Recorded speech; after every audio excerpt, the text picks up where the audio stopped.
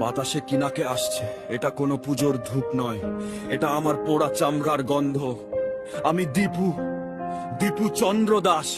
চিনতে পারছো নাকি ধর্ম বেঁকে মুখ ঘুরিয়ে নিলে? শরীরে যখন আগুন লাগে, চামড়া যখন গলে, তখন কি কেউ ধর্মের কথাও ভাবে কানে তোলে?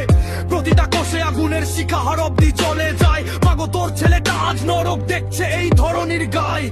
আমি তো হিন্দু ছিলাম, এটাই কি আমার অপরাধ? তাই জীবন তো পুড়িয়ে তোরা মিটিয়ে নিলি সব স্বাদ। আর তোনাটা প্রকাশে হলো, রক্ত হলো কালো। তোদের চোখে কি এখনো জ্বলছে মানবতার আলো? পোড়া লাশের গন্ধে কি তোর নাকে রুমাল চাপে না?